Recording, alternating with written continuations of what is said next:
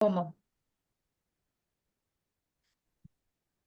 குருவர்களையும் திருவர்களையும் வந்தித்துக் கொண்டு எங்களுடைய மூத்த சைவ புலவர்களுடைய ஆசிகளையும் வேண்டிக் கொண்டு இந்த தொடர் வகுப்புகளுக்காக அனுமதியையும்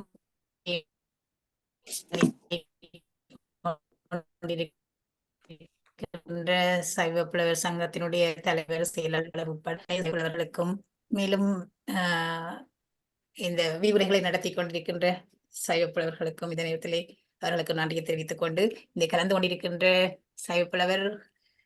சைவப்புலவர்கள் மற்றும் விரிவுரையாற்ற இருக்கின்ற சைவப்புலவர் சண்முகடி தில்லமணி அம்மையார் அவர்களுக்கும் எமக்கு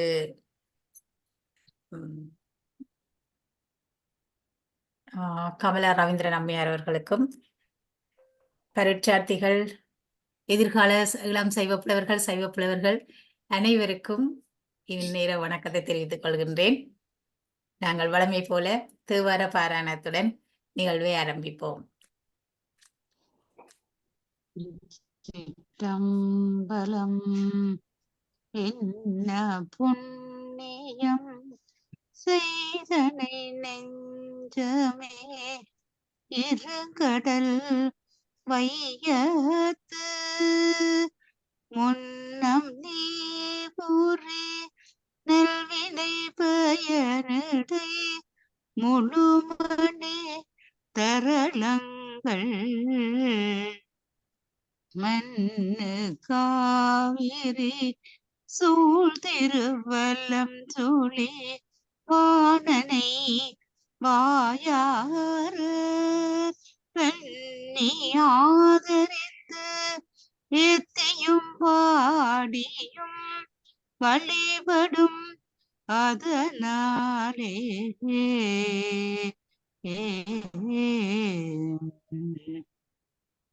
வேதனறி தலை தூங்க மிகு சைவத்துறை விளங்க பூத பரம்பரை பொரிய புனிதவாய் மலர்ந்து அட சீத வளவயற்புகலி திருஞான சம்பந்தன் பாதமலர் தலை கொண்டு திருத்தொண்டு பரவுவான்.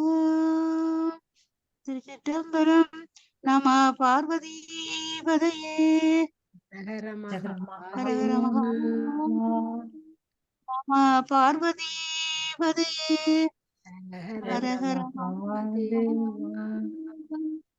நம பார்வதி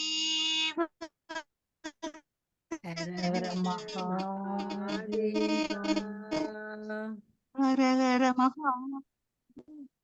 என்னுடைய சிவநாட்டவர்க்கும் நிறைவா போற்றே இன்பமே சூழ்க எல்லோரும் நலமாக வாழ்க.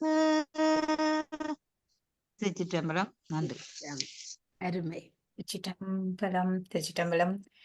தேவார பாராயணத்தை வழங்கிய சைவப்புலவர் சண்முகத்தில் நன்றிகளை தெரிவித்துக் கொண்டு இன்று ஒரு விரிவுரைதான் நடைபெறுகின்ற அதனை சண்முகடி தில்லமணி அம்மையார் அவர்கள் வழங்கியிருக்கின்றார்கள். இலக்கணம் மீட்டல் வகுப்பாக இன்று அமையிருக்கின்றது. பரீட்சார்த்திகளுக்கு பயனுள்ளதாக அமையும் என்று நான் நம்புகின்றேன். அவரை விரிவுரையாற்ற வருமாறு அன்போடு அழைக்கின்றேன். வணக்கம் தில்லமணி மிஸ். ஓமாம். இந்த வகுப்பிலே இணைந்து கொண்டிருக்கின்ற இளம் சைவப்புலவர் பரீட்சைக்கு தோற்ற உள்ள பரீட்சார்த்திகளும் மற்றும் தமிழை ஐயம் தெளிவர கற்க வேண்டும் என்ற ஆர்வத்திலே கற்றுக்கொண்டிருப்பவர்களுக்கும் இந்நேர வணக்கத்தை தெரிவித்துக் கொண்டு, சென்ற வகுப்பிலே நாங்கள் நன்னூல் மீட்டல் செய்து கொண்டு போனாங்கள். அதுல பெயர் சொல் வரையும் பார்த்துட்டோம். அந்த பெயர் சொல்லில ஆகு பெயர் ஒன்று இருக்கு. இப்ப ஆகு பெயரை நாங்கள் தொல்காப்பியத்திலையும் பார்த்திருக்கிறோம், அதே போல நன்னூலிலையும் பார்த்திருக்கிறோம். இந்த ரெண்டுக்கும் உள்ள ஒற்றுமை வேற்றுமைகளை ஒரு தடவை செந்தமிழ் இலக்கணம் பாகம் 1 விரிவுரையில செய்யப்பட்டது.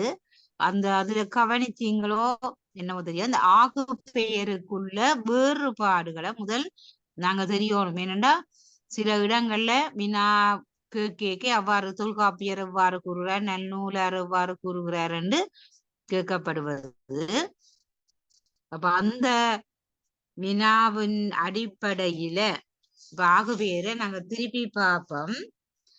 ஆகுபெயர் என்றால் ஒன்றன் இயற்பெயர் அதனோடு இயைந்த, அதனோடு சம்பந்தப்பட்ட அல்லது அதனோடு இயைந்த பிறிதொன்றிற்கு தொன்று தொட்டு வழங்கி வருவது ஆகும்.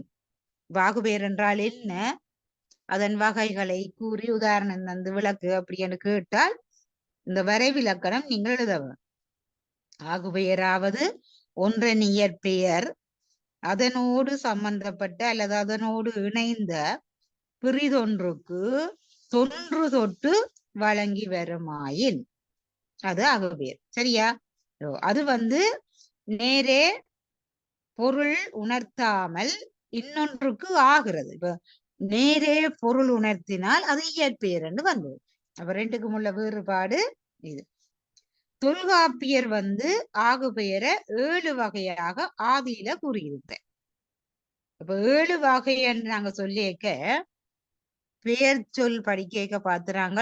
பொருட்பெயர், இடப்பெயர், காலப்பெயர், சினைப்பெயர், குணப்பெயர், தொழிற்பெயர். இந்த 6 பெயரும் ஆகுபெயருக்கு வரும். இந்த 6 ஆகுபெயரோட தொல்காப்பியர் அந்த 6 ஆகுபெயரை முதலாவதா சொல்றார் பொருளாகு பெயர். சரியா? இது பொருளாகு பெயர் என்றா அது என்ன, சினை பெயர், அதன் சினை பொருளை உணர்த்துவதால அது சினை பெயரையும் பொருளாகு பெயரையும் ஒன்று என்று சொல்ற. இப்ப இது நீங்க குழம்புறதுக்கு இல்ல. இப்ப பொருள் என்றால் இப்ப பந்து ஒரு பொருள், அல்லது ஆடை ஒரு சட்டை என்றால் சட்டை ஒரு பொருள். அந்த சட்டைக்கு கை இருக்கும், கழுத்து இருக்கும். அந்த அப்படி பாக்க அங்க சினியன்னு பார்ப்போம். ஒன்றின் முழுதின் பகுதி சினியாக வரும். அப்படி தொல்காப்பியர் சொல்லிக்க அவர் அந்த 6 வகையையும் அதுல சொல்லி காட்டுற. நன்னூலர் அந்த 6 வகையோட அளவ பெயரையும், அளவு என்றால் அங்க 4 அளவைய சொல்ற. என்ன அளவ பெயர் என்றுட்டு சொல்லாகு பெயர், தானியாக பெயர், கருவியாக பெயர், கருத்தாவாக பெயர், காரியாக பெயர், உவமையாக பெயர் என்று என்ன முதல் 6 சொன்னவர். இதில் 7 13 செய்து. அந்த 13ஓட அளவ பெயராகிய எடுத்தல் அளவ, முகத்தல் அளவ, எண்ணல் அளவ, நீட்டல் அளவ, இந்த 4 அளவையையும் சேர்த்துத்தான் அங்க 6 மாறும் 13, 6 மேலும் 13. அப்ப இந்த அளவை அங்க அளவை என்று இருக்குது. அப்ப அந்த அளவை நீங்க 4 பிரியுது தானே, எடுத்தல், முகத்தல், எண்ணல், நீட்டு. அப்ப அந்த அளவை தான் 4. அப்ப அளவை போனால் எத்தனை, அங்க 12 இருக்கும். இதுல 4 16 வகையான ஆகுபெயர். அப்ப ஆகுபெயரின் வகைகள் என்றா 16 வகை என்று தொல்காப்பியர் சொன்ன கருத்தின்படி 6 முதற்பெயரோட அவர் இந்த காரியாகு பெயர், கர்த்தாவாகு பெயர் எல்லாத்தையும் அவர் எடுக்கிறார். காலவாகு பெயர், பொருளிடங்காலம், சினை, குணம், தொழிலோட காரியாகு பெயர், கர்த்தாகு பெயரையும் எடுக்கிறார். சரியா? அளவையாகு பெயரை அதோட சேர்த்து. அப்ப நன்னூலாற்ற கூற்றுப்படி உங்களுக்கு தலைப்பு 40 உங்களுக்கு தரப்பட்ட பாட புத்தகத்தில தலைப்பு தரப்பட்டிருக்கு. இப்ப நன்னூல் என்றா நன்னூல் விரிவுரை அல்லது நன்னூல் காண்டியுரை. அதே போல தண்டி அலங்காரம் என்றா தண்டி அலங்காரம், செந்தமிழ் இலக்கணம் என்றா செந்தமிழ் இலக்கணம், தொல்காப்பியம் தொல்காப்பியம் எழுத்ததிகாரம் என்று போட்டு கேள்வி இருக்கும். தொல்லாப்பியம் பொருளதிக என்ன சொல்லதிகாரம் என்று போட்டு கேள்வி இருக்கு. அப்ப எதுக்கு ஏற்ப கேள்வி அமைதோ அதற்கு ஏற்றபடி நீங்க விடி எழுதலாம். அப்ப மேலே அந்த தலைப்பு போட்டது மற்றது எல்லா பகுதியிலையும் இருந்து இத்தனை வினாக்கள் நாங்கள் தெரிவு செய்யணும் இருக்கு. அன்றைய சத்யாசன் சார் சொன்ன மாதிரி நாங்கள் பரீட்சைக்கு போய்க்க நான் இன்ன வினாக்களுக்கு என்னால விடி எழுத முடியும் என்ற ஒரு உறுதியோடு நாங்கள் பரீட்சை மண்டபத்துக்கு போகணும். இப்ப நன்னூல்ல இன்னென்ன கேள்விகளை நான் சரி சொய்ஸ் பண்ணி படிச்சாலும் கூட இன்னென்ன கேள்விகளுக்கு விடி எழுதுவேன். அதே போல தொல்காப்பியத்துல என்னென்ன கேள்வி. இப்ப தண்டி அலங்காரம் நாங்கள் முதல் என்ன தொடர் நில செய்யுள் தொகை நில செய்யுள் அதுகள் பார்த்து நாங்கள் செய்யுள் வகைகள் முத்தகம் குலகம் அது பார்த்து நாங்கள் அதுலேயும் வரும் பின்னால அணிகள்லையும் வரும். அப்ப அதுக்கு ஏற்றபடி வரும். அது மாதிரி செந்தமிழ் இலக்கணம் என்றால் அங்க முதல் யாப்புக்குள்ள வரும். ஜாப்பரங்கலக்காரி என்ற யாப்பு அமைதிக்கு வரும்.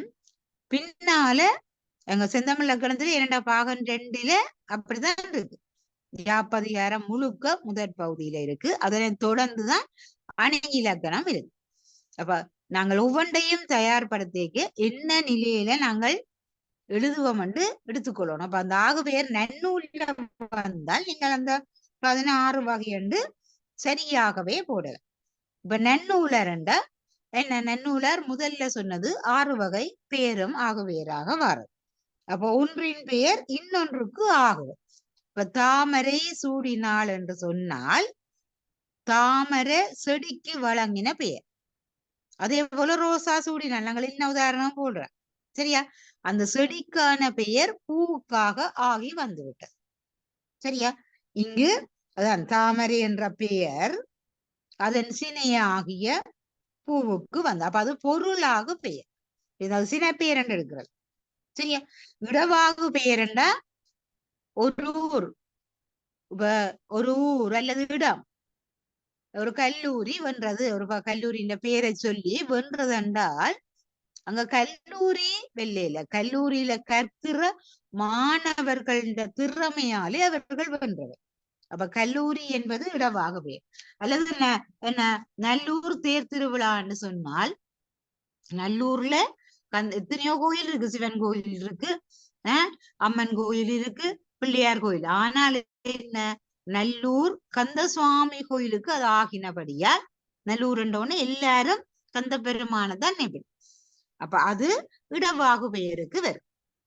மற்றது நாங்கள் சினியாகு பெயர் என்று சொன்னால் சினி என்று சொன்னால் ஒரு முழுமேண்ட பகுதி. பண்டைக்கும் பார்த்து நாங்கள் வெற்றிலை என்பது கொடி. வெற்றிலை என்பது கொடிக்குரிய பெயர். அந்த வெற்றிலை நட்டான் என்று சொன்னால் அது என்ன? வெற்றிலை என்பது இலைக்குரிய பெயர், அந்த கொடிக்கு ஆயுது. இப்ப தாமரை சூடினாள் என்பது தாமரை செடிக்குரிய பெயர், பூவுக்கானது. இங்க வெற்றிலை என்பது சினைக்குரிய பெயர், அந்த தாவரத்துக்கு ஆகிவிட்டது. வெற்றிலை நட்டா அவன் வெற்றிலையை கொண்டே நடையில வெற்றிலை கொடியத்தான் நட்டுவன். அப்ப இலையாகிய சினை பெயர் அந்த கொடிக்கு முழுமையாக ஆகி வந்தபடியால் அது சினை பெயர். காலப்பெயர் கார் பூத்தது என்ன? கார்காலம் மிக மகிழ்வாயிருந்தது, அல்லது கார் பொழிந்தது, அல்லது கார்காலம் வந்தது என்று சொல்லிக்க. அதே போல காலை நல்லது அல்லது காலை நன்மை என்றால் காலை என்பது காலத்தை குறிக்குது, அல்லது காலை மகிழ்வானது. இப்படி வரைக்கும் அது காலவாகு வேறாக அங்க வரும். அப்ப உதாரணங்கள் உங்களுக்கு ஏற்ற வகையில பாடலாம். அடுத்தது குணவாகு பெயர். குணவாகு என்றா குணமண்டேக்க நிறம் வரும். நிறம் என்றா வண்ணங்கள் பச்சை சிவப்பு நீலம் வரும். மற்றது வடிவம் வரும்.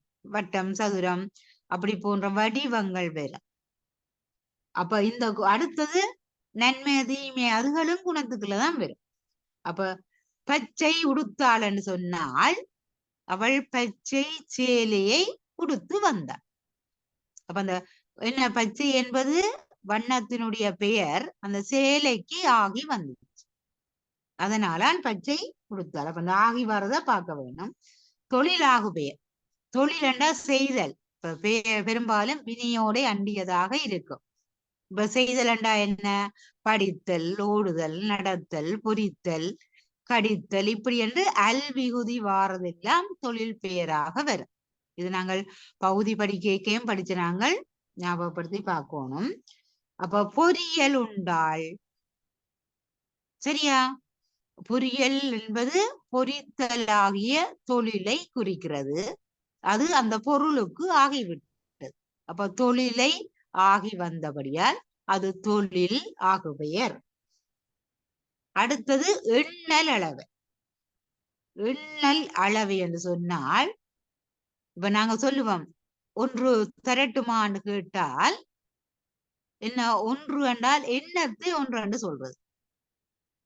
அல்லது ஒன்று கொடுத்தேன், ஒன்று வாங்கினேன், இப்படி என்று சொல்லிக்கல. அல்லது ஒன்று இரண்டு தாருங்கள் என்று சொல்லிக்கையும் அது எண்ணல் அளவைய குறிக்கிற ஆகுபெயராக வரும். மற்றது நிறுத்தல் அளவை. 2 கிலோ தாங்கோ என்று நாங்கள் கேட்டால் என்ன? முன்னுக்கு இருக்கிற பொருளை சுட்டி காட்டிட்டு 2 கிலோ தாங்கோன்னா அந்த பொருளுக்கானது நிறுவைக்கு ஆகிவிட்டது. இப்ப வெங்காயத்தை நாங்க சுட்டி காட்டி 2 கிலோ தாங்கோண்டா அந்த வெங்காயம் அந்த அளவை பேருக்கு ஆகிட்டு. நிறுத்தல் அளவை. எண்ணல் அளவை வேறு. 1 2 3 4 என்பது எண்ணல் அளவை. நிறுத்தல் அளவை தராசில போட்டு எத்தனை கிலோகிராமோ அது நிறுத்தல் அளவை. அடுத்தது முகத்தல் அளவை. முகத்தல் என்பது போத்தல். இப்ப லீட்டர் என்று நாங்கள் பார்க்கிறோம்.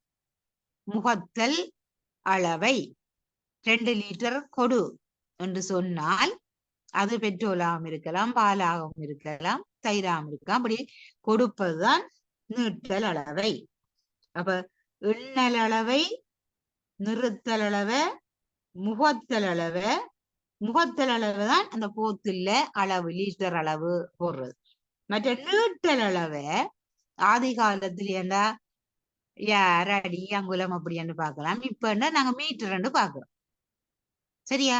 அப்படி நீட்டல் அளவை 1 மீட்டர் எவ்வளவு விலை என்று கேட்டால் இந்த 1 மீட்டர் அது என்ன? துணியாக இருக்கலாம், அல்லது பேப்பராக இருக்கலாம், பொலித்தீன் பேப்பர்கள் அவையெல்லாம் மீட்டர் கணக்கு. அப்ப இப்ப அல்லது நூல் மீட்டர் அளவு. அப்ப எத்தனை என்ன விலை என்று கேட்க அங்க பொருளுக்கானது அளவைக்கு வந்துடு. நீட்டல் அளவைக்கு ஆகி வந்தபடியால் அது நீட்டல் அளவை ஆகுபெயர். எண்ணல் அளவை ஆகுபெயர். இது வடிவா எழுதணும். முகத்தல் அளவை ஆகுபெயர், நிறுத்தல் அளவை ஆகுபெயர். 4க்கும் அளவை என்று போடவும். அடுத்தது தானியாகு பெயர்.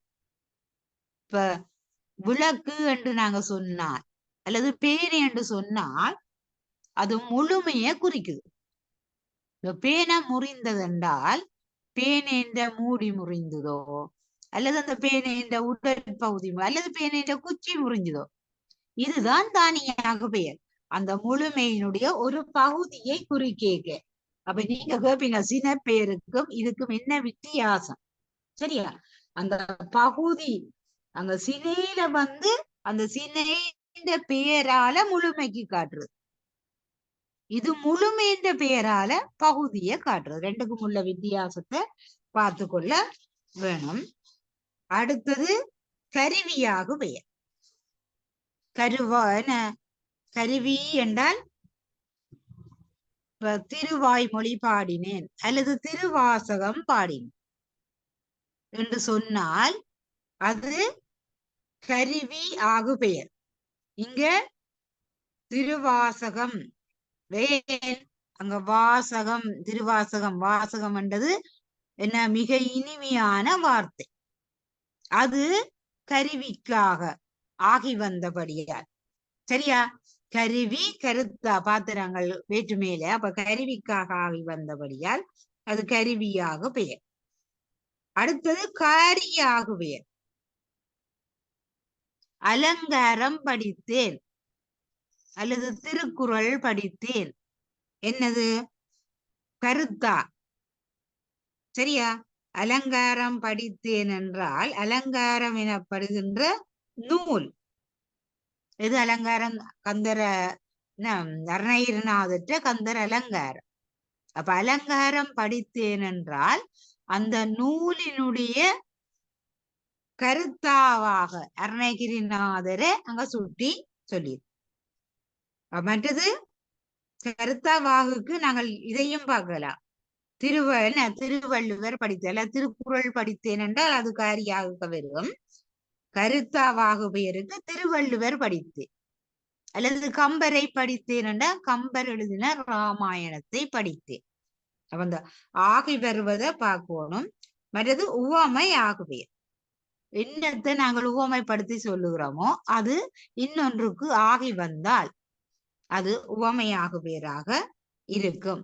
பாவை வந்தாள்ண்டா பாவைய போல பெண் அங்க வந்தாள். இப்படி ஆகு பெயரை 16 வகையாக நன்னூலர் குறிப்பிடுறார். தொல்காப்பியர் அந்த 6 வகை ஆகு பெயரோடு சரியா இந்த அளவை ஆகு பெயரை பின்னால ஏற்றிருக்கிறார். அளவையாகு பெயரை ஏற்றிருக்கிறார்.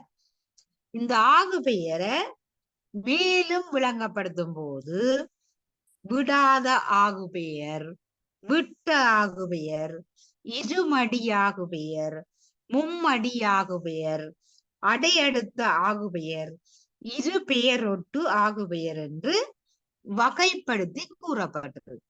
இந்த ஆகு பெயர் தான் இவ்வாறு வகைப்படுத்தப்பட்டது. நான் நினைக்கிறேன் ஒரு வருடம் மும்மடி ஆகு பெயர் என்று சிறு குறிப்புக்கு வந்திருக்கு. இப்ப மும்மடி ஆகு பெயர் என்றா உதாரணத்தை கொடுத்து விளக்குறது தான். இப்ப மும்மடி ஆகு பெயர் என்றா என்னென்று வர விளக்கணம் கொடுக்கலாம். சரியா? அதுல விடாத ஆகு பெயர் என்று சொன்னால் புளியம்பழம் அல்லது நாங்க புளி என்று சொல்றோம். புளி என்ற சுவை அந்த பழத்தில இருந்துதான் சுவை வருது. அது எலுமிச்சம்பழமோ என்ன புளியே இதையும் பார்த்துக்கொள்ளலாம். அந்த பழத்துக்கு வருது. அந்த பழத்தின் பெயர் அந்த மரத்துக்கு ஆகும். சரியா? அப்ப புளி என்ற சுவை அந்த பழத்துக்கு ஆகி அந்த மரத்துக்கு ஆகினபடியால் அது விடாத ஆகுபெயர். அந்த சுவையை விடாத ஆகுபெயர். இப்படி பார்க்கலாம் கணக்க. அடுத்தது ஊர் சிரிக்கும் என்பதுல என்ன? அது ஊர் சிரிக்கும் விட்டாகுபெயர். ஊர் அங்க என்ன ஊர் சிரிக்கல, ஊர்ல வாழ்ந்த மக்கள் எல்லாம் சிரிச்சவ, அது விட்டாகுபெயர். அந்த தொழிலே அதுல இல்லை. அடுத்தது புலி தின்றாள் என்றால் சுவேண்ட பெயர் அந்த பழத்தை குறித்து, புலி முளைத்தது என்று சொல்லும் போது அந்த சுவை பெயர் அந்த மரத்திற்கு ஆகி, முளைத்தல் என்ற காரணத்தால் அது இருமடி ஆகு பெயர். இருமடி ஆகு பெயர். இந்த சொற்பிரியோத பாருங்க. செந்தமிழ் லக்னம் பாகம் 1 இருந்தால் நீங்கள் 152ஆம் பக்கத்துல பார்த்து கொள்ளலாம். அடுத்தது கார் நிகர் கொடைக்கை. காரண்டா கார் காலத்தை குறிக்குது, அல்லது கார் மேகத்தை குறிக்குது, கருநிற மேகம். கார் என்னும் நிறப்பெயர் மேகத்திற்கு ஆயிடுச்சு. கார் என்ற பெயர் என்னதுக்கு ஆச்சுது? அது நிறம் கருப்பா இருக்கிறபடியா கார், அது மேகம் கருப்பாயிருக்க மேகத்துக்காகி பேர்ந்த அந்த கருமேகம் என்ன செய்யும்? மழையா பொழியும். அப்ப என்ன? கார்காலம் என்று அது ஆகி பேர்ந்து கார்காலம் மழை பொழிஞ்சதால விளைந்த பயிர் கார்காலத்துல விளையிற பயிரை குறித்தலால் இது மும்மடி ஆகவே. அங்க 3 காரணம் தொடர்புபடுது. அப்ப கார் கருத்தது அல்லது கார் அறுத்தது. சரியா? இப்படி பார்க்க கார் என்பது நிறப்பெயரை குறிச்சு அது மேகத்திற்காகி இந்த காலத்துக்காகி அங்க மழை பொழிவதால என்ன செய்தாங்க, விளையிற பயிருக்கு ஆகிவிட்டது. அந்த 3 விடயத்தை அது குறிக்கிறபடியா இருமடியாக பேர்ல 2 விடயத்தை குறிக்குது. இங்க மும்மடியில 3 விடயத்தை குறிக்குது. இப்படி நாங்கள் ஆகு பெயரை பார்த்து கொள்ள வேணும். எங்க வினாக்கள் வருமென்று நாங்கள் பார்க்க இயலாது. அப்ப வினாக்களை இப்ப கடந்த கால வினாத்தாள்களை வச்சு கொண்டு ஓரளவுக்கு எங்களை நாங்கள் பரீட்சாதிகள் தயார்படுத்தி கொண்டிருந்தால்தான் உங்களால இப்படி எழுத முடியும். இப்ப இனி நன்னூல்ல வினையியல் பார்க்க இருக்கு. வினை 2 வகைப்படும். ஒன்று தெரிநிலை வினை. இது காலத்தை வெளிப்படையாக காட்டும். தெரிநிலை வினை சொற்கள் காலத்தை வெளிப்படையாக காட்டும். 2வது குறிப்பு வினை காலத்தை குறிப்பாக காட்டும். சரியா? சூத்திரத்தை பாருங்க. நன்னூல்ல 320 சூத்திரம். செய்பவன் கருவி நிலம் செயல் காலம் செய்பொருள் ஆறும் தருவது வினையே. செய்பவன் கருவி நிலம் செயல் காலம் செய்பொருள் ஆறும் தருவது வினை. அதே போல குறிப்பு வினைக்கு பாத்தீங்கன்னா பொருள் முதல் ஆறிலும் தோற்றி முன்னானுருள் வினை முதன் மாத்திரை விளக்கல் வினை குறிப்பே. பொருள் முதல் ஆறினும், அங்க பொருள் முதல் ஆறுண்டா என்ன, பொருளுடங்காலம் சினை குணம் தொழில் அதை பார்க்கணும். ஆறினும் தோற்றி முன்னுறா ஆறனுள் வினை முதல் மாத்திரை விளக்கல் வினை குறிப்பு. அங்க என்ன இருக்கு, பெயரை வச்சு கொண்டுதான் குறிப்பால அந்த வினைய காலத்தை அறியலாம். அதனால அதுக்கு குறிப்பு வினை என்று பெயர். இன்னொன்று வினை முற்று வினை எச்ச வினை என்று 2 வகைப்படும். முற்று வினை எச்ச வினை. அந்த செயல் முடிந்ததாக கூறினால் அது முற்று வினை. அது ஆண்பால் என்ன படர்க்க வினை முற்று, தன்மை வினை முற்று, ஒருமை வினை முற்று, இப்படியெல்லாம் நாங்கள் துணைபால் பார்த்து நாங்கள் அதே போல அப்படியே எல்லாவற்றுக்கும் பொருந்தும். பெண்பால் வினை முற்று அதங்க பகுதி வியூதியிலையும் பார்த்து நாங்கள். அப்ப அதுக்கேற்ப அங்க வினை முற்ற நாங்க பார்க்கலாம். அடுத்தது வினை எச்சம். எச்சம் என்ன, வினை சொல் எச்சமாக தொக்கிக் கொண்டு நிற்கும். நின்று பெயர் சொல்ல கொண்டு முடிந்தால் பேரெச்சம் என்றும், வினை சொல்லை கொண்டு முடிந்தால் வினை எச்சம் என்றும் 2 வகைப்படும். அப்ப ஒன்று முற்று, மற்றது எச்சம். எச்ச சொல்லு. எச்ச சொல்லுன்னா என்ன, எழுதி கதைத்து படித்து வாசித்த. இப்ப இதுல நீங்க பாக்க பேரெச்சம் என்னண்டா பெரும்பாலும் ஆவும் ஈயும் என்று முடியும். பேரெச்சம் பெரும்பாலும் ஆவும் ஈயும் என்று முடியும். வாசித்த புத்தகம், எழுதிய கட்டுரை, இப்படி நாங்கள் பார்க்க அது பேரெச்சம். எழுதி முடித்தேன், எழுதி கொடுத்தேன்.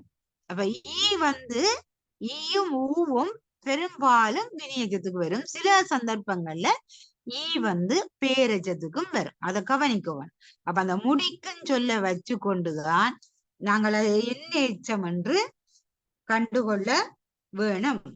அப்ப இந்த வினையின் பகுதியில மற்றது வினிய உடன்பாட்டு வினை எதிர்மறை வினி என்றும் பார்க்கலாம். உடன்பாட்டு தன்னுடைய தன்மையில சொன்னால், இப்ப நான் கடைக்கு போகிறேன் என்று சொன்னால், என்னால் கடைக்கு போக முடியாது என்று சொன்னால் அது எதிர்மறை வினையாக வரும்.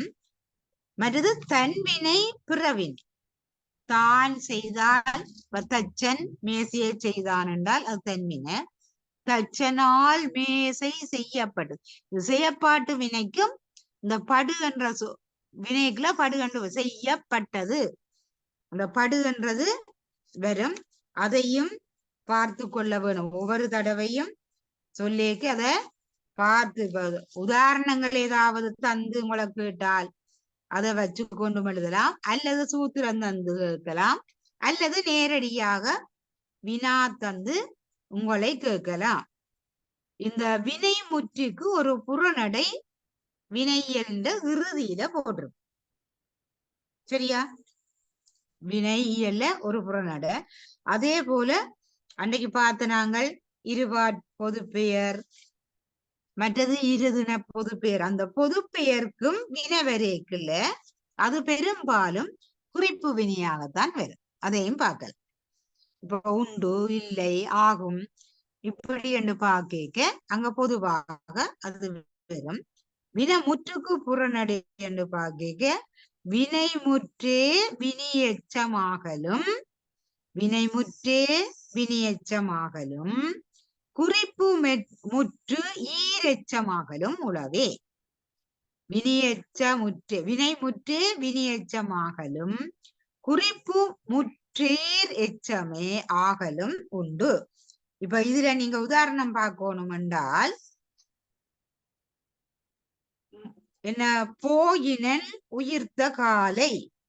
இப்ப இது எச்சமா இருக்கு. போயினன் உயிர்த்த காலை இது கூட செய்யுள்களுக்கு தான் நாங்கள் கண்டுபிடிக்கலாம். அல்லது உச்சி கூப்பின கையினர், இந்த கையினர் ஒரு பால், தொழுகையர், அழுகையர், துவல்கையர் ஒரு பால். இந்த பாடல்கள்ல பாத்தீங்கன்னா தான் இந்த வினை முற்றுக்கான புறநட உதாரணம் காணலாம். மற்றது போல வசனத்துல காண்பது குறைவு. அடுத்தது பொதுவியல் ஒன்று நன்னூல் ஒரு பகுதி வந்திருக்கு.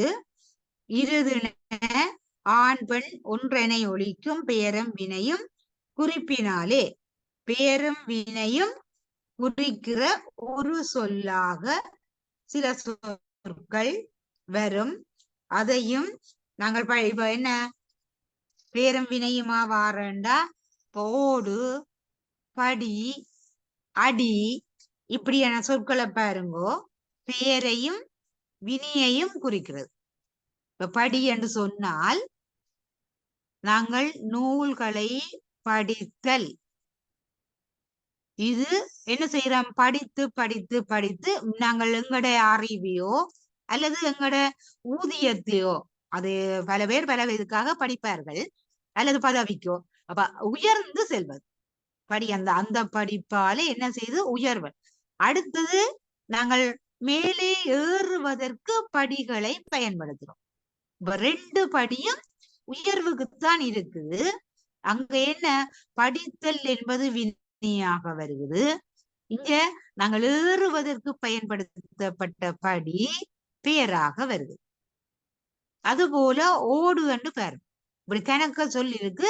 ஒரு ஓடு என்றா என்ன, செயல் என்று சொன்னால் ஓடுதல் ஆகிய விளையாட்டு. அல்லது கள்ளனை கண்டு அவன் ஓடினான் என்று நாங்க இது செயல். இன்னொன்று என்ன, கூரைக்கு வேயப்படும் தகட்டுக்கு பெயர் ஓடு.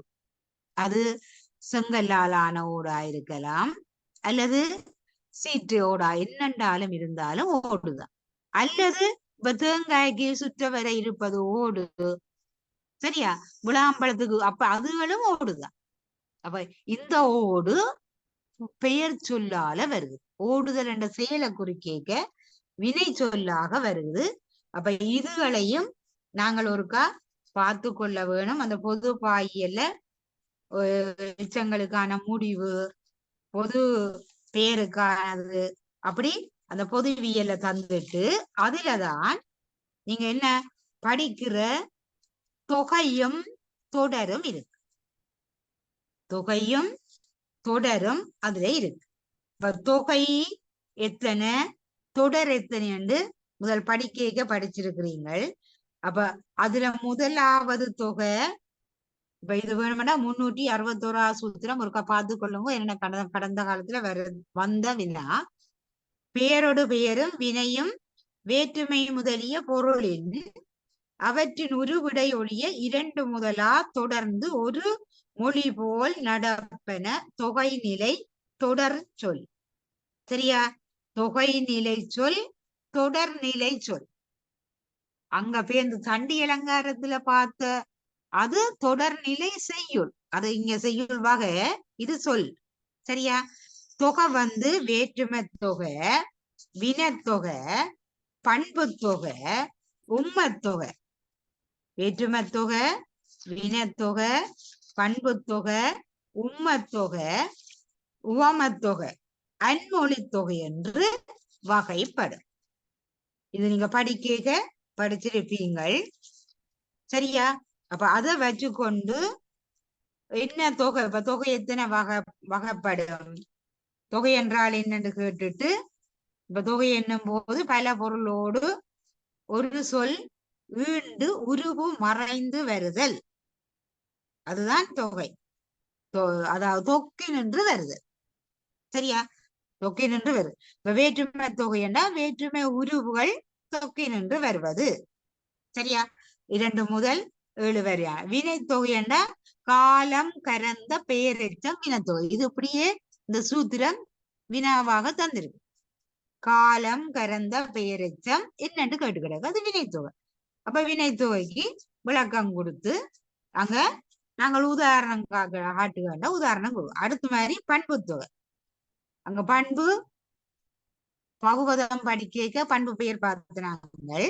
பண்பை விளக்கும் மொழி ஒக்கனவும் ஒரு பொருளுக்கு இரு பெயர் வந்தவும் குணத்தொகை. அது குணம் குனி என்று 2 வகைக்குள்ள வரும். அப்ப இது செந்தாமரை, கருங்குவளை, வட்டக்கல், சதுரப்பலகை, இப்படி நாங்கள் முதலே சொன்னாங்களே நிறம், வடிவம், அப்படி வரைக்க அது பண்பு பெயர். பண்பும் குணமும் என்றது ஒரே பொருள் தான். அடுத்தது உவமத்தொகை, வினை பயன் மெய்யுரு. நாங்க உவமத்தொகை அணியில படிச்சாங்க, அதேதான் இங்க. வினை பயன் மெய்யுரு, உவம உருவுகள் தோன்ற.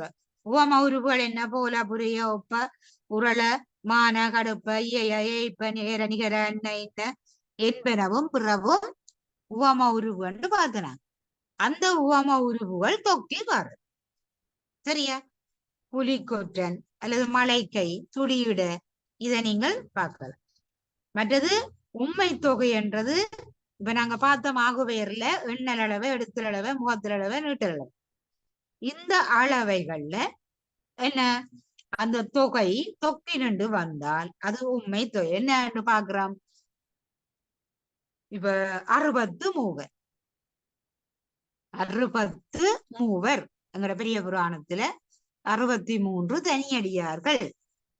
அப்ப 1 2 3 4, 1 2 3 4 வரைக்கும் அந்த வரும். அல்லது இப்ப 2 பேரை சொல்றோம், சேரனும் சோழனும். அங்க சேர சோழன் என்று வந்தால் அது உண்மை. சரியா? அந்த என்பது தொக்கி வந்திருக்கு. அப்படி இரா பகல், இரவும் பகலும், இப்படி நாங்கள் உதாரணம் பார்க்கலாம். அன்மொழி தொகை என்பது மேலே சொல்லப்பட்ட 5 தொகையிலே விடுத்து வேறு ஒன்றுதான் அன்மொழி. 5 தொகைக்குள்ளேயும் இருந்து என்ன எடுத்ததுதான் அன்மொழி தொகை. சரியா? வேற்றுமை தொகை முதலிய 5 தொகையில இருந்தும் புறத்து பிறந்தது. அந்த 5 தொகையில இருந்தும் எடுத்து புறத்து பிறந்ததுதான் அன்மொழி தொகை. இது பொற்றொடி, பூங்கொடி, பூங்குழல், சரியா, கவி இலக்கணம், இப்படி நாங்கள் பார்க்க என்ன அந்த ஒரு தொடர் இன்னொன்றுக்கு ஆகி வருதல் ஆகுபெயர் என்று பார்த்து நாங்கள் இங்க இரண்டு திறத்திலே, அதாவது 2 பொருள் இரட்டுறம் மொழிதல் வேற.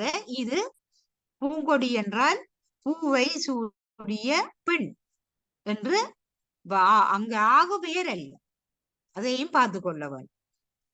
மற்றது தொடர்மொழி, இது பகுவதம் படிப்பிக்கையும் படிச்சாங்க. தொடர் மொழிகள் 7 இருக்கு. சரியா? அந்த தொடர் மொழிகள்ல நாங்கள் பார்த்த 7ஐயும் சரியா பார்த்து கொள்ள வேணும்.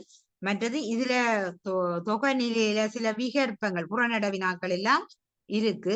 இதுலதான் இந்த பொதுவியல்ல தான் வலு இருக்கு. அன்னைக்கு சொன்னான், கால வலு, வலு, திணை வலு. இப்ப குழந்தை அழுதுண்டா குழந்தை ஆகுறனே, அழுதது ஆகுறனே. சரியா? ஒரு பிள்ளைன்ற பேரை சொல்லி செல்வி ஓடி வாடா என்று சொன்னால் அங்க செல்வி என்றது பெண்ணை குறிக்குது. ஓடி வாடாண்டா ஆண் பால்ல போய் முடியுது. அப்படி வரைக்குதான் அந்த வலு சொற்கள் வெறும் அந்த வலு சொற்களை அது திண வலுவோ பால் வலுவோ எண் வலுவோ என்ன வலு என்பதை வலுவும் வளாநிலை பிழை இல்லாமல் வருவது வளாநிலை.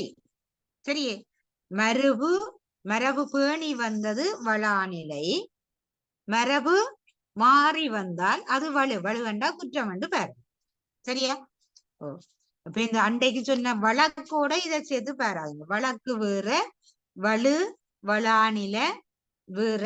அதையும் ஒருக்கா கிளியரா பார்த்து கொள்ளுங்க. மற்றது அடுக்குத்தொடர் என்று சொன்னா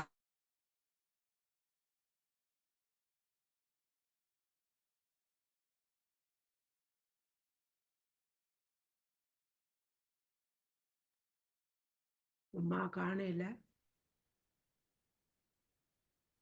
கோழி நாளும் வந்துட்டது போல.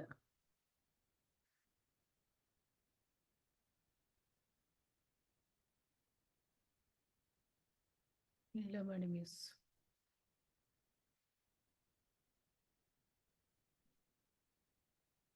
ஆனந்தியம்மா நிக்கிறீங்களோ? ஆனந்தியம்மா இல்ல மணி மிஸ். இப்ப கதையும் அதில்ல மணி மிஸ்.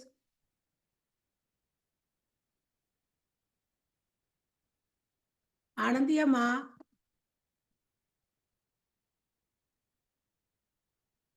போட்டா கூட வருவேனே.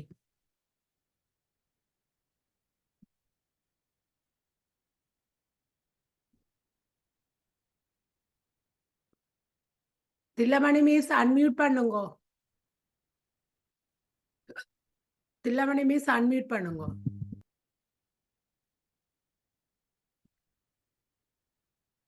தில்லமணி மிஸ் நீங்கள அன்மியூட் பண்ணலாம். அன்மியூட் பண்ணிட்டு கதையுங்க.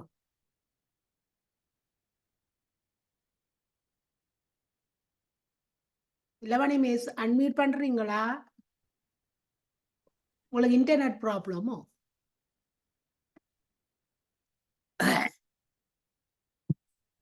நெட்ட வேண்ட ஃபோன் நம்பரும் இல்ல. இல்ல மணி மிஸ் உங்களோட சவுண்ட் வேற இல்ல. அன்மியூட் பண்ணுங்க.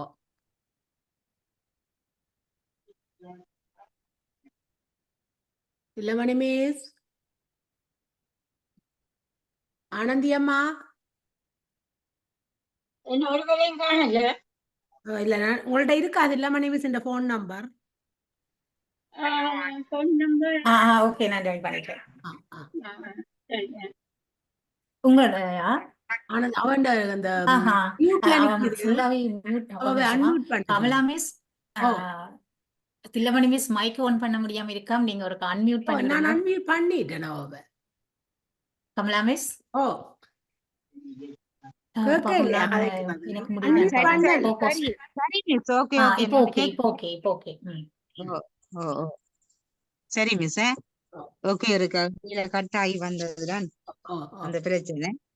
சரி, தொடர்றேன். அப்ப நாங்கள் தொடர்ல இரட்டை கிளவி என்று சொன்னால் 2 சொல்லு தொடர்ந்து இருக்கும். ஆனா பிரிச்சு பார்த்தால் அது பொருள் தெரியாது. இப்ப சில என்று சொன்னால் அந்த செலவை பிரிச்சால் என்னென்று பொருள் விளங்காது. இப்ப சில நீர் ஓடியது என்று பார்க்க அப்படி பார்த்தால் சேர்த்து பார்த்தால் அது விளங்கும். அப்ப இது தொல்காப்பியத்திலையும் இதை பற்றி சொல்லி இருக்கு. செந்தமிழ் இலக்கணத்திலையும் 1ஆம் பாகத்துல இது பற்றிய விளக்கம் கொடுத்திருக்கிறார். அப்ப இதையும் நாங்கள் ஒருக்கா பார்க்க வேண்டும். எங்க வினா அமைதண்டு எங்களுக்கு தெரியாது தானே. அப்ப நாங்கள் இதுகளை ஒருக்கா பார்க்கத்தான் வேணும். மற்றது பின்னால இடையியல்ல இடைச்சொல் என்ன பெயரையோ அல்லது வினியோ சார்ந்துதான் வரும். பெயரையோ அல்லது வினியோ சார்ந்துதான் வரும். அப்படி சார்ந்து வரைக்க தெரிநிலை, தேற்றம், ஐயம், முற்று, எண், சிறப்பு, எதிர்மறை, எச்சம், வினா, விடை, ஒலி இசை, பிரிப்பு, களிவாக்கம் என்று இந்த இடைச்சொல் குறிக்கிற சொற்கள், அதாவது என்னென்ன பொருள்ல குறிக்கும். அதுல வந்து ஏகார இடைச்சொல், ஓகார இடைச்சொல், என்னென்ன இடைச்சொல்கள் இருக்கு. ஏகார இடைச்சொல் பிரிநிலையிலையும் வினாவிலையும் எண்ணிலையும் ஈற்ற செயலையும் தேற்றத்திலும் இசை நிறையிலையும் மட்டும்தான் வரும். இப்ப இது நான் நினைக்கிறேன் 2-3 வருடத்துக்கு வந்திருக்கு ஏகார இடைச்சொல். அப்ப என்னென்ன பொருள்ல வரும், அதற்கு உதாரணம் கொடுக்க சொன்னா அப்ப பிரிச்சு காட்டுறதுதான் அந்த பிரிநிலையாக இருக்கு. இப்ப பல பேர்ல ஒரு ஆளை தனிய எடுத்து காட்டினால் அது பிரிநிலையாக இருக்கு. ஓகார இடைச்சொல் ஒலியிசை, வினா, சிறப்பு, எதிர்மறை, தெரிநிலை, களிவசை, நிலை பிரியன, அது அத்தனை வகைக்கையும் ஓகார இடைச்சொல் வரும். அப்ப ஓகாரம் வந்து ஓகாரம் ஏகாரம் எல்லாம் இசையிலையும் வரும். அதையும் நாங்கள் பார்ப்போம். மற்றது என என்ற இடைச்சொல் இருக்கு. இது வினை, பெயர், குறிப்பிசை, எண், சரியா என்ற இடங்கள்ல மட்டும்தான் அது வரும். மற்றது என்ற இடைச்சொல், இப்ப நாங்க உண்மை தொகையிலையும் பார்த்துனாங்க. எதிர்மறை, சிறப்பு, எச்சம், முற்றளவு, தெரிநிலை, இவ்வளத்திலையும் என்பது வரும். அப்ப இந்த ஒவ்வொரு இடைச்சொல்லுக்கும் நீங்கள் என்னென்னத்துக்கு வரும் என்று தனியா எழுதி போட்டு அவற்றுக்கு ஒவ்வொரு உதாரணங்கள் கீழே போட்டு வச்சீங்கன்னா அது பக்கத்துல இப்ப ஏகார இடைச்சொல்னா ஏகார இடைச்சொல் என்னென்னத்துல வரும், அது வரையக்குல அதற்குரிய உதாரணம் என்ன என்று பக்கத்துல போட்டு வச்சு படிச்சீங்கன்னா அங்க படிப்பதற்கு லேசாக இருக்கும். சில எண்ணிடைச்சொல்லுக்கு ஒரு சிறப்பு விதி சொல்லியிருக்கிறேன். என்றும் எனவும் ஓடுவும் ஒரே வழி, நின்றும் பிரிந்தன் பொருள் தோறும் நேரம், அதாவது எண்ண பெயரும் பொருள் தோறும் நிற்றலை அன்றி ஓரிடத்தில் நின்று பிரிந்து கூட வரும். இது திருக்குறள்லாம் உதாரணம் தந்திருக்கு என்ன பொருளுக்கு, சரியா? திருக்குறள்ல இருந்துதான் உதாரணம் தந்துகிறார். அப்ப அந்த உதாரணங்களை நாங்கள் பார்த்து கொள்ளணும். இப்ப இது வந்து நாங்கள் அணியில படிச்ச தீவக அணியோடைய தொடர்பு அழுது.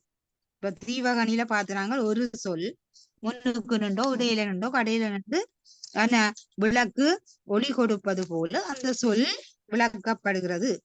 அப்படியும் நாங்கள் பார்க்கலாம். அப்ப இந்த இடைச்சொல்லில என்ன தில், கொல், மற்று அங்கால நிறைய இடைச்சொற்கள் அமைக்கப்படுது. அந்த இடைச்சொற்கள் என்ன வகைப்படுத்திக்க ஏகார இடைச்சொல், ஓகார இடைச்சொல், முக்கியமா இடைச்சொல், இதை வச்சுக்கொண்டு பேந்தங்கால பின்ன என்ன என்னத்தோட வருமன்றத மட்டும் பார்த்து கொண்டீங்க. சரி, அடுத்தது உரியல்ல உரிச்சொல்லண்டா நாங்கள் அன்றைக்கும் பார்த்து பல்வகை பண்பும் பகர் பெயராகி ஒரு குணம் பல குணம் தழுவி பெயர் வினை ஒருவ செய்யிற்கு உரியன உரிச்சொல். இப்ப பண்பு கண்டா குணப்பண்பு, தொழிற்பண்பு ரெண்டையும் குறிக்கலாம். அது வந்து என்ன, ஒரு குணத்தை தழுவின பல சொல்லாகவும் இருக்கலாம், பல குணத்தை தழுவின ஒரு சொல்லாகவும் இருக்கலாம்.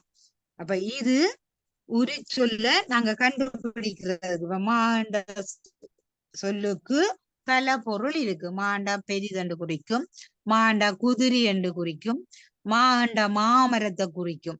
இப்படி நாங்கள் என்ன பல குணம் தழுவிய ஒரு சொல், அல்லது இன்னொரு வகையா சொல்றோம்னா பல பொருள் குறித்த ஒரு சொல், இப்படியும் பார்க்கலாம்.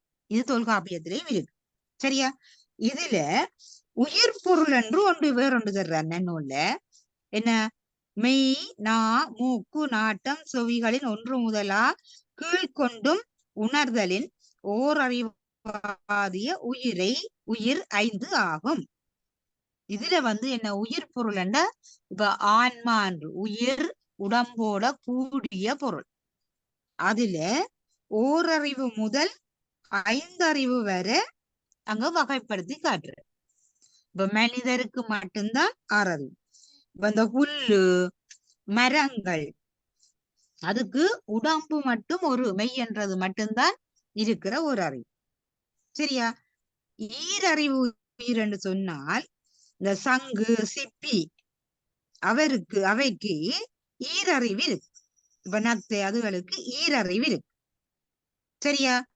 மற்றது சிதறும் பாதி மூக்கு அறிவு மூவறிவு. என்ன அங்க 2 அறிவோட மூக்கையும் சேர்த்து இந்த கரையான்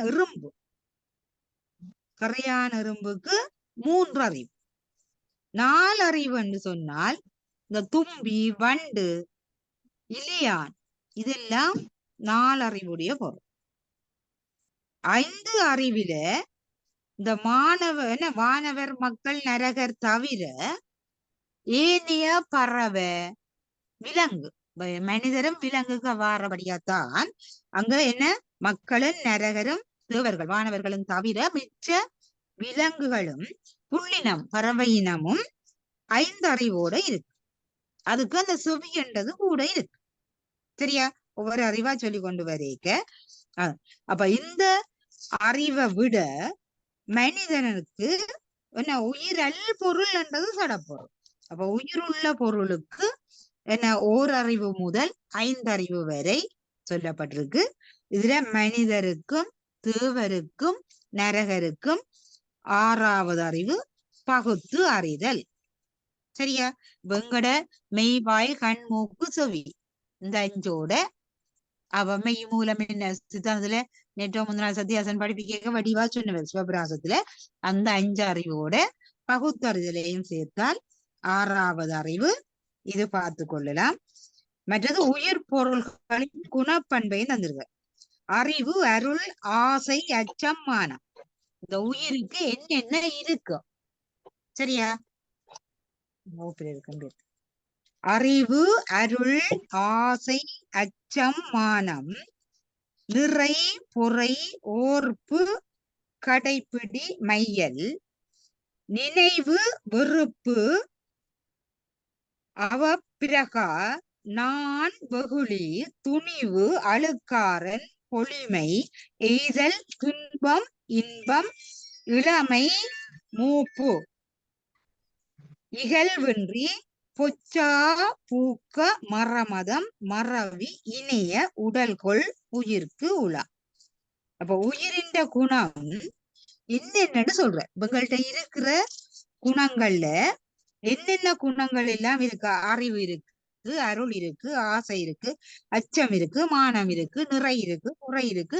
இப்படியே உயிர் பொருளுக்கு என்னென்ன குணப்பண்பு இருக்குன்னு 27 குணப்பண்பு இதுல சொல்லி இருக்கிற. சரியா? மற்றது உயிர் பொருள்கள தொழில் பண்பில கட்டாயம் அது என்ன துய்த்தல் துஞ்சல் தொழுதல் அணிதல் இப்படி அதுகளுக்குரிய தொழில் பண்பையும் சொல்லி இருக்கிற. அப்ப இதுல நாங்கள் உரிச்சொல்லில ஒன்று உயிர் பொருள் பறி பார்க்கிறோம். மற்றது ஒரு குணம் தழுவிய உரிச்சொல்லும் பல குணம் தழுவிய உரிச்சொல்லையும் நாங்கள் பார்க்கிறோம். இதோட நன்னூலின் இலக்கண பகுதி நிறைவு பெறுகிறது. அப்ப நன்னூலில் காண்டியுரையோ விருத்தியுரையோ ரெண்டும் அது இளஞ்சைவ புலவர் சைவ புலவர்களுக்கு ஏற்ற பாடப்பகுதிகள். அப்ப நன்னூல்ல எத்தனை கேள்வி வருதோ இப்ப அதுல இருந்து எத்தனை கேள்வி தெரிவு செய்து எழுதணும் இருக்கு. அப்ப அதற்கு ஏற்ற முறையில நாங்கள் தெரிவு செய்ய வேண்டும். மற்றது வினாபத்திர அமைப்புல இப்ப கடந்த ஒரு 4 வருட காலத்துக்குள்ளதான் முன்னுக்கு ஒரு 10 கேள்வி குறைந்த புள்ளியோட வினாக்கள் தொடுக்கப்பட்டிருக்கு. அந்த வினாக்களுக்கு ஆகுபெயர் என்றால் என்னன்னு கேட்டா தனியா ஆகுபெயர் விரைவிலக்கணம் தான் கொடுக்குறோம். அங்கால ஒருன்னு கொடுக்கறது. இடைநிலை மெய்மயக்கம் இடைநிலை மெய்மயக்கம் என்ன அதுக்கு வேணும்னா ஒரு சொல்ல போட்டு அந்த மயங்கிற சொல்ல எடுத்துக்காட்டி சொல்லலாம். சரியா? மற்றது பதம் என்றால் என்னென்ன பதம் என்றால் என்னென்று மட்டும் விரைவிலக்கணம் எழுதுற. அந்த முதல் 10 கேள்விக்கும் பயன்மொழி தொகை என்ன அப்படி எழுதுறது. அந்த பின்னால உள்ள பெரிய கேள்விகளுக்கு அது ஒவ்வொரு பாடப்பகுதியையும் போட்டு போட்டு பெரிய கேள்வி வரைக்கும் அதுக்கு ஒரு வெயிட்டான புள்ளி இருக்கு. அப்ப அந்த புள்ளின்ற வெயிட்டுக்கு ஏற்ப நாங்கள் புள்ளின பெறுமதின்னு சொல்லுவோம். அந்த பெறுமதிக்கு ஏற்ப அங்க என்ன கேட்டிருக்கு, விளக்கு வேண்டா விளக்கு எழுதணும், உதாரணம் தந்து எழுத என்று கேட்டா உதாரணம் தந்து எழுத, அல்லது இப்ப என்ன வியாபாரங்களை செய்யுள தந்து என்ன ஆசை சீர் அடி தொடு எல்லாம் பிரிச்சு காட்டுங்கோண்டா அதன்படி பிரிச்சு காட்டுங்க. அப்ப அசை பிரிக்க நாங்கள் அங்க படிச்ச நாங்கள் என்ன குற்றெழுத்து நெட்டெழுத்து ஒற்றெழுத்து இந்த 3 எழுத்துக்களையும் வகைய வச்சு கொண்டுதான் தனி குறிலா இருக்கலாம், தனிய குற்றெழுத்தா இருக்கலாம், தனிய நெட்டெழுத்தா இருக்கலாம், குரில் இணையாக இருக்கலாம், குரில் இணையோட ஒற்று சேர்ந்திருக்கலாம். சரியா? அதே போல நெட்டெழுத்து தனியே இருக்கலாம், நெட்டெழுத்து இணைந்திருக்கலாம், நெட்டெழுத்தோட ஒற்றெழுத்து சேர்ந்திருக்கலாம். அப்ப இதை வச்சுக்கொண்டு அசைய கண்டுபிடிக்கும். அது நேரசையா நெறியசையா. அப்ப அசைய பிரிச்சு பார்க்க வேணும். அப்ப பிரிச்சு பார்க்க என்ன அசை வருதுன்றது அங்க தெரியும். பிரிச்சு பார்த்துதான் அசை தெரியும். அப்ப அங்க என்ன புளிமா தேமா புளிமா கருமா என்று எல்லாம் அங்க உதாரணம் தந்தது. அது வாய்ப்பாடு மாதிரி பாடமாக்கி வச்சிருக்கிறது. அப்ப அதை வச்சுக்கொண்டு நீங்க அங்க தரப்பட்ட செய்யுளோ அல்லது உங்களை ஒரு செய்யுளை எழுதி பிரிச்சு காட்டுங்கொண்டால் அதை போட்டு நாங்கள் பிரிச்சு காட்ட வேணும். இப்ப சார் உங்களுக்கு வகுப்புல கணக்க பாடல்கள் எடுத்து காட்டினது. அதே போல இப்ப சைவ புலவர்களுக்குண்டா பாக்கள் தந்தால் அந்த இப்ப வெண்பாண்டா வெண்பாவின் இலக்கணம் முழுக்க தெரியவும் ஒரு வெண்பா தந்து என்ன இலக்கணத்தை அமைத்து காட்டுங்கண்டா வெண்பா எப்படி இருக்க வேணும் என்று அங்க நாங்க சொல்றோம். என்ன 2வது அடியில் ஒரு தனி சொல்லி இருக்கணும், இறுதியில என்ன 3 சீர் மட்டும் இருக்க வேணும், என்ன மற்றது காசு பிறப்பு நாள் மலர் என்று முடிய வேணும். இப்படி அந்த என்ன முதல் 2 வரியும் ஒத்திருக்கலாம், பின் 2 வரியும் ஒத்திருக்கலாம்.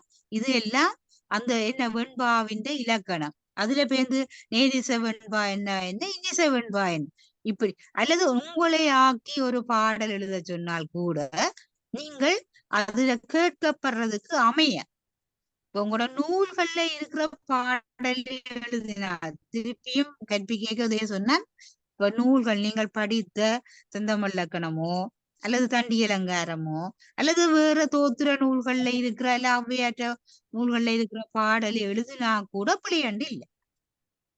அங்க வெண்பாதான் கேட்டது. வெண்பா அது நேரிச வெண்பாண்டா நேரிச வெண்பாவா இருக்கணும், இன்னிச வெண்பாண்டா இன்னிச வெண்பாவா இருக்கும். ஆசிரியப்பாண்டா ஆசிரியப்பா இப்படி அமையணும்.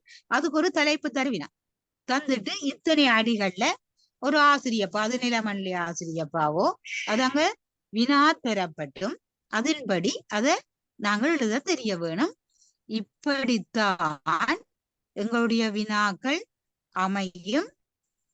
இன்னொரு வகுப்பு சந்தர்ப்பம் கிடைச்ச அசியொருக்கா பிரிச்சு பல பேர் கேட்டுக்கொண்டவை அசியொருக்கா பிரிச்சு உங்களுக்கு அசைய எப்படி அசைக்கு ஏற்ப சொல்ல பிரிக்கிறது, அசைக்கு ஏற்ப சொல்லண்டா சீர பிரிக்கிறது.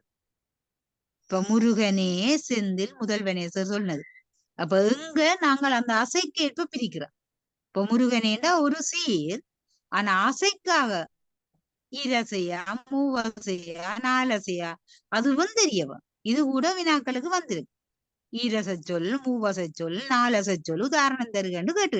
அப்ப இதுக்கு இந்த இவ்வாறு வார சொற்களை நாங்கள் எடுத்து காட்டி அங்கால கொண்டு பிரிச்சு அசைய பிரிச்சு பிரிச்சு காட்டி இது இன்ன அசை வந்து அப்ப 2 அசையா வந்திருக்கிறபடியால் இது ஈரசை, அதுல நேரசையண்டா நேரசை நிறையசையண்டா நிறையசை அதை காட்ட வேணும். அந்த வினா எப்படி அமையுதோ அந்த இடத்துல பார்க்க. அடுத்தது இப்ப சீர்கள் அடிகள் சில நேரம் மாறி பாடல் தரப்படும். அது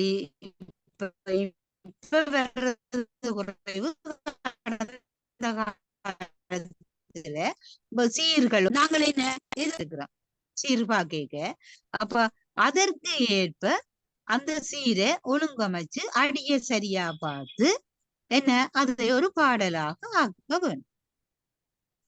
அது குரல் வெண்பாவா இருந்தான என்ன ஆக இருந்தாலும் அல்ல போற்றி பௌரோட வெண்பாவா இருந்தான அவ்வாறு நான் பௌரோட வெண்பான நாங்க போற்றி பௌரோட வெண்பா படிச்சிருக்கிறோம். அப்ப அது போல ஏதாவது அங்க சீர்கள் மாறி அடிகள் மாறி தந்தால் அடுத்தது தலைகள் பார்க்க தெரியும்.